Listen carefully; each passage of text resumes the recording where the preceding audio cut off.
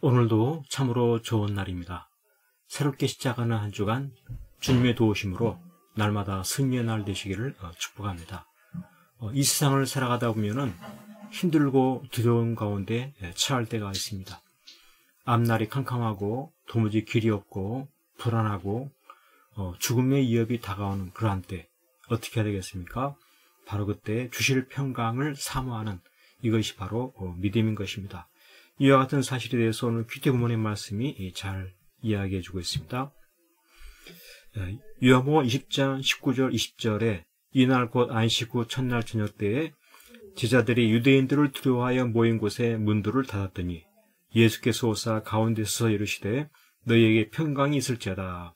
이 말씀을 하시고 손과 옆구리를 보이시니 제자들이 주를 보고 기뻐하더라. 이 말씀하고 있습니다. 예수님께서 부활하셨습니다. 그리고서 찾아오셔서 하시는 말씀이 평강이 있을지어다 말씀하시는데, 그렇게 하시는 이유가 무엇인가? 가장 먼저 평강이 있을지어다, 평강이 있을지어다 말씀하십니다. 예수님은 실상 손과 옆구리에 찔림을 당하고 고통을 당하고 죽임을 당하고 그런 십자가를 지시고서 어떻게 찾아오셔서 평강이 있을지어다 이와 같은 말씀을 하시는가 하는 겁니다. 찾아오셔가지고 맨 먼저 해야 될 것이 너무나 아팠다, 힘들었다, 고통스러웠다 그렇게 말씀하셔야 하지 않느냐 하는 것이죠.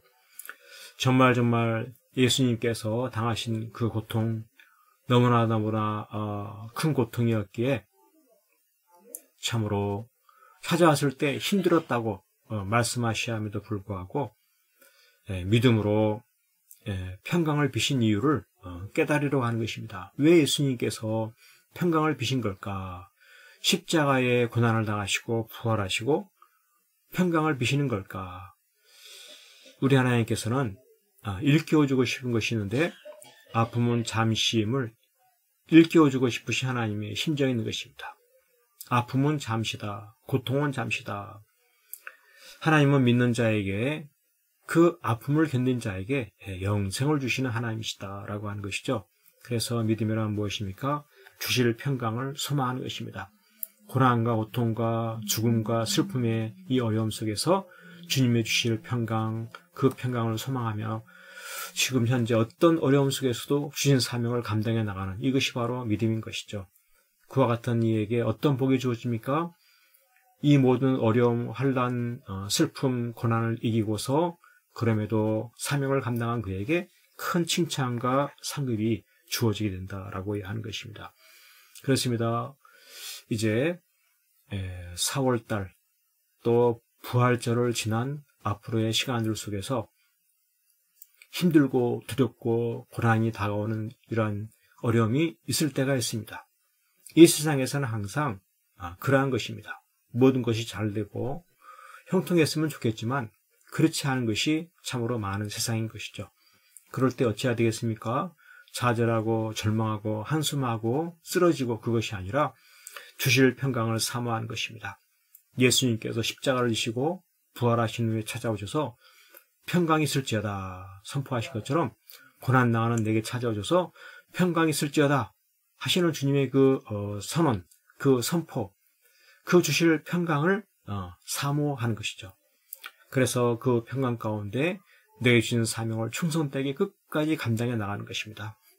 이와 같은 삶이 믿음이고 그 믿음은 어떠한 삶으로 바꾸어집니까? 참으로 충성되게 사명을 감당하면서 가장 성공적인 인생이 되게 하여 주시는 것입니다. 누가 가장 성공하는 사람입니까? 부귀영화를 누린 사람입니까? 많은 것을 소유한 사람입니까? 그것이 아닌 것입니다. 고난이 찾아오고 힘든 어려움의 순간 속에서도 주께서 주시는 그 평안함을 구하고 그 평안 가운데에 내게 맡기신 사명, 충성을 다해서 감당하는 그가 바로 가장 성공적인 인생인 것입니다. 우리의 모든 처지형편 따라서 흔들리지 아니하고 주여 주시는 평강 가운데 맡기신 사명 충성되게 감당해 나가는 참으로 귀한 하늘나라의 상급을 쌓아나가는 복되고 형통한 삶 될 수 있기를 간절히 축복합니다. 아멘.